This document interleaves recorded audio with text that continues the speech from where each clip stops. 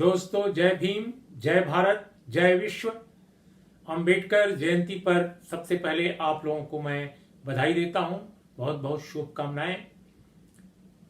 Ambedkar international mission, UAE और सभी अन्य अंबेडकराइट जो ऑर्गेनाइजेशंस हैं, अंबेडकर समर्थक जो लोग हैं, इंडिविजुअल्स हैं, सबको इस अवसर पर मैं बहुत बहुत शुभकामनाएं अपनी देता हूं।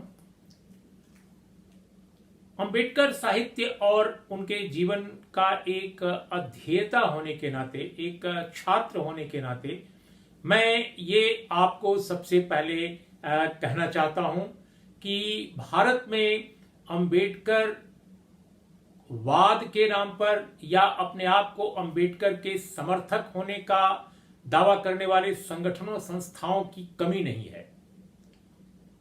लेकिन आज हमें इस बात को भी समझना होगा अंबेडकर जयंती के अवसर पर कि आखिर क्या वजह है कि बाबा साहब भीमराव अंबेडकर जैसी महान शख्सियत, जो एक वैश्विक शख्सियत हैं, जिनका दर्शन, जिनकी विचारधारा और जिनके चिंतन में भारत को लेकर, पूरी दुनिया को लेकर एक समग्र चिंतन, समग्र वैचारिकता नजर आती है, उसकी रोशनी में बदलाव की कोई बड़ी कोशिश आखिर आज तक मंजिले मकसूद तक क्यों नहीं पहुंच पाई। संगठन बने, आंदोलन शुरू हुए, एक यात्रा भी उन्होंने की, लेकिन सब स्थगित हो गए या थम गए या कमजोर पड़ गए। आखिर एक बड़ा आंदोलन, एक बड़ा बदलाववादी आंदोलन क्यों नहीं सफल हो पाया अब तक?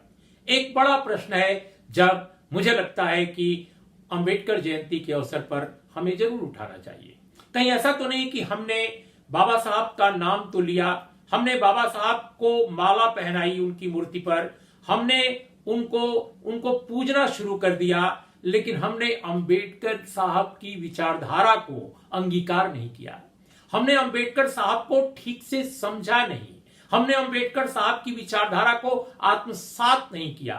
बहुत कम समय में मैं सब कुछ आपके साथ शेयर तो नहीं कर पाऊंगा, इतना वक्त इजाजत नहीं देगा, लेकिन मैं कुछ उन चीजों पर आपका ध्यान खींचना चाहता हूं जो आमतौर पे आज के भारत के लिए और आज के विश्व के लिए बेहद रिलेवेंट हैं, जो अंबेडकर साहब ने हमें बताई थी और जिनको हम लगातार नजरअंदाज करते रहे हैं।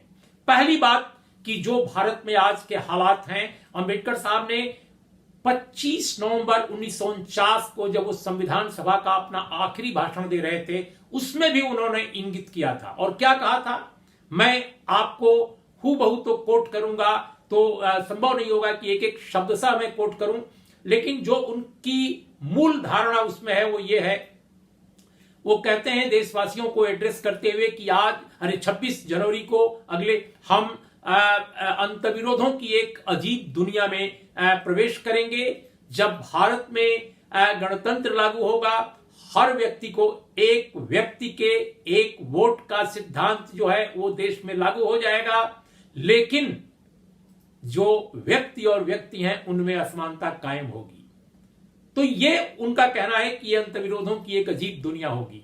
और उनका ये कहना है कि अगर हमने भारत में असमानता का ये समाज अगर नहीं बदला, अगर हमने लोगों के अधिकारों में बराबरी नहीं लाई, और वो अधिकार सामाजिक और आर्थिक, वो दोनों की बात करते हैं, तो निस्संदेह हमारा लोकतंत्र बहुत टिकाऊ नहीं होगा। उसको वे लोग जो प्रभावित होंगे उसकी बुनियाद को चुनौती देंगे और ऐसी जो कोशिश हमने संविधान के जरिए की है उसको ध्वस्त करने में जुटेंगे। तो आज जो भारत में हालात हैं, आज दूसरी ही जो फोर्सेज हैं, जो डेमोक्रेसी को जिन्होंने कलंकित किया है, जिन्होंने संवैधानिकता को लगातार कमजोर किया है, आज तो वो ही हावी हो गई हैं। वो स्वयं परिपिचुएट कर रही हैं कि कैसे उनका वर्चस्व और ज्यादा से ज्यादा मजबूत होता जाए। ये एक अजीब विडंबना है इस देश की। और दोस्तों, मैं आपको बताऊं कि बहुत सारे हमारे लोगों के बीच एक धारणा है कि जो मौजूदा भारत का संविधान है वो अंबेडकर साहब के सपनों का संविधान है। मैं ऐसा बिल्कुल नहीं मानता, ना अंबेडकर साहब मानते थे। संविधान कि एक एक लाइनें, एक एक धाराएं बाबा साहब की इच्छा के अनुरूप नहीं है। उन्होंने संविधान को पेश, जब बात हो रही थी संविधान सभा में, उसके पहले एक ज्ञापन दिया था और उस ज्ञापन में बहुत सारी बातें थीं जो अनुसूचित जाति परिसंघ जो अखिल भारतीय था उसकी तरफ से ज्ञापन दिया था। बाबा साहब के वाङ्मय के वॉल्यूम नंबर 2 में वो संकलित है। उसमें एक बहुत ही जबरदस्त एक अध्याय है जो बाबा साहब का, जिसे आपको, हमें सबको पढ़ना चाहिए, और वो है राज्य और अल्पसंख्यक। राज्य और अल्पसंख्यक में वो भारत के फेडरल स्ट्रक्चर की जो धारणा पेश करते हैं और इसीलिए वो भारत का नाम संयुक्त राज्य भारत रखते हैं। तो ये बहुत सारी उसमें बातें हैं जिसमें उन्होंने अनुसूचित जातियों को, दलित जातियों को, पीड़ित जातियों को माइनॉरिटी कम्युनिटी की तरह पेश किया था। और उन्होंने कहा था, उन्होंने जो भारत का उच्च कुलीन अपने को कहने वाला सवर्ण समाज है उसको कहा था कि आप लोग मेजॉरिटी में हैं, भले ही उनकी संख्या कम हो, लेकिन वर्चस्व के हिसाब से, डोमिनेंस के हिसाब से उन्होंने कहा कि आप इस समय देश में मेजॉरिटी आपकी हासिल और हम अल्पसंख्यक लोग हैं, भले ही हमारी संख्या ज्यादा हो। और उसके अनुरूप उन्होंने अधिकारों की बात की थी। बहुत सारे ब्यौरे उसमें हैं।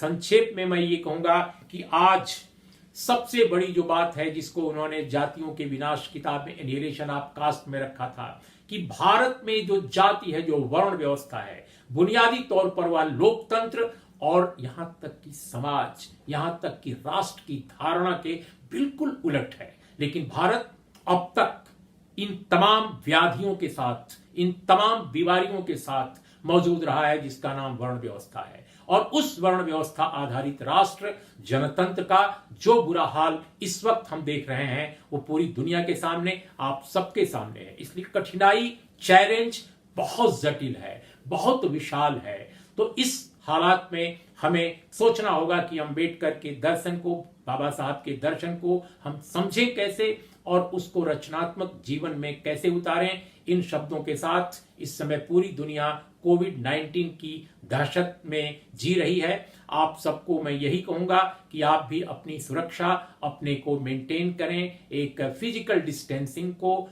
और सोशल डिस्टेंसिंग शब्द को बिल्कुल यूज ना करें, चाहे आप जिस देश में भी रहते हों। ये मेरा आपसे रिक्वेस्ट है, फिजिकल डिस्टेंसिंग। और इसके अलावा आपको बहुत बहुत शुभकामनाएं अंबेडकर जयंती के अवसर पर।